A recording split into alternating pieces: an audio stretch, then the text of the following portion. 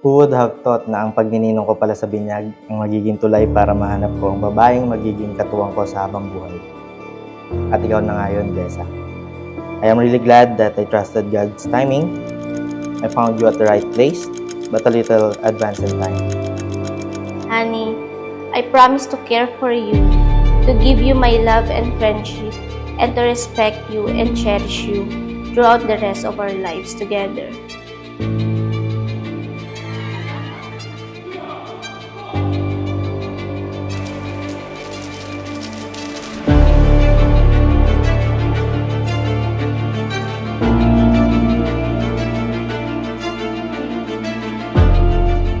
But God guided us to the correct path and let us fall for each other in the most natural way.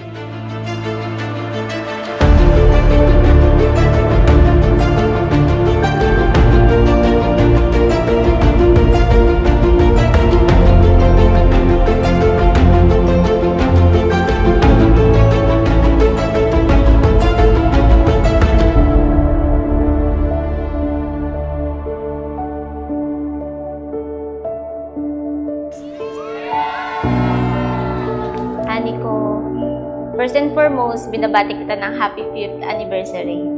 Grabe, 5 taong saya, lungkot, tawanan, pagmamahalan, at syempre yung chismisan. The past 5 years was never easy, lalo na at LDR tayo. Alam kong mahirap pero hindi natin sinukuan. And from this day forward, alam kong mas magiging mahirap ang pag-alis mo, na mas matagal kang nasa barko kaysa sa bakasyon mo.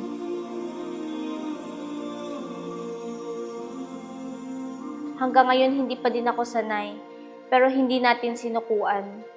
Nandito lang ako palagi for better and for worse. Hindi kita iiwan.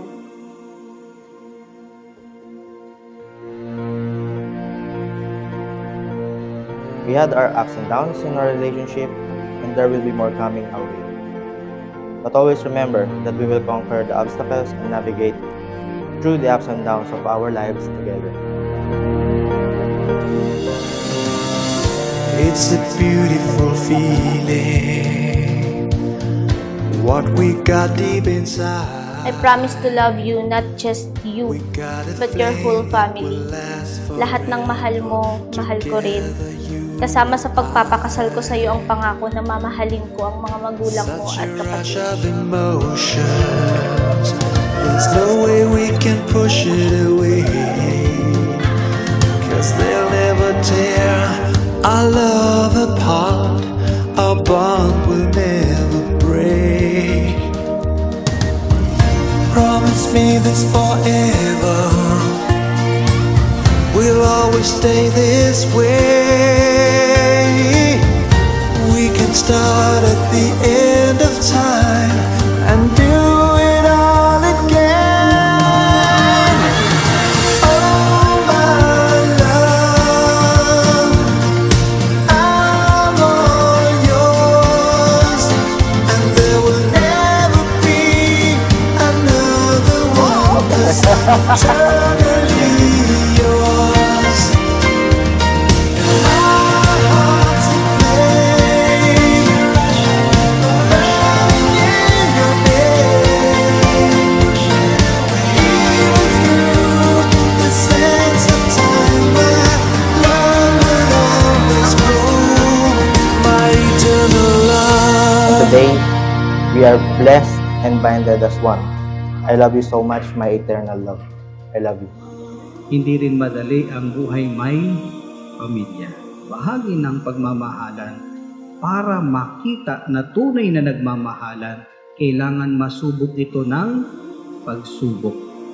To Honey, I hope that you like my gift. Alam kong matutuwa ka dito. Yung isa pang gift sa loob, alam mo na ang meaning niyan. That is to strengthen our marriage. I love you so much! Wow! My family! Pangako na iyo lang ako, malayo ka man o malapit. Rest assured, palagi lang tayong magdasal, ilayo tayo sa anumang tukso, and let God be the center of our home, our life, and our relationship. Mahal na mahal kita, you're my God's best. Papa Binner, thank you so much for everything, pa. We love you so much. Love, John, and kisses. Okay na yan. Okay na yan. Make Christ as the center of your life. No? And you know how God works in your lives. Nakita ninyo paano kumilos ang kamay ng Diyos sa buhay ninyo. Salamat, honey, sa respeto. Sa madyagang pag-aantay sa araw na to. And I can proudly say na, yes, we've waited. Alam mo na yon.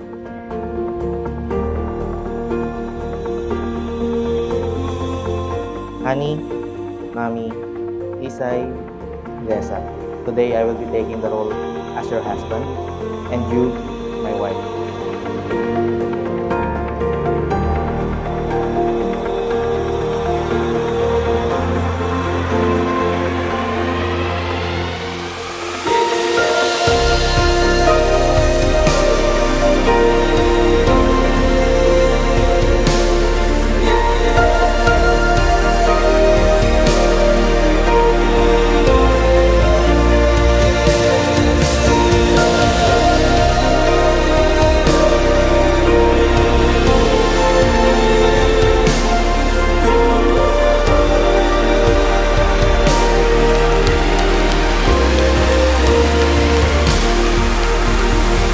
Mahal na mahal kita, honey ko. Ikaw lang always and forever, my eternal love. Manatili kang tapat sa iyong asawa at kayo'y pagpapalain ng Diyos.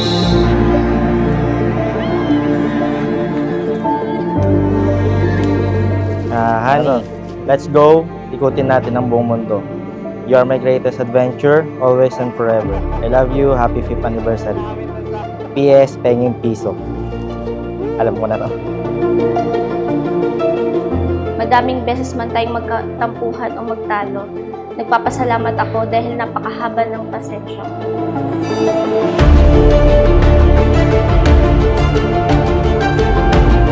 I will love you, cherish you, care for you. I will be your best friend, your food buddy, and your seaman na hindi lamang loyal kundi faithful pa.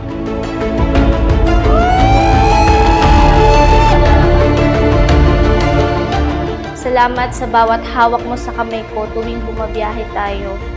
Pinaparamdam mo sa akin na safe ako.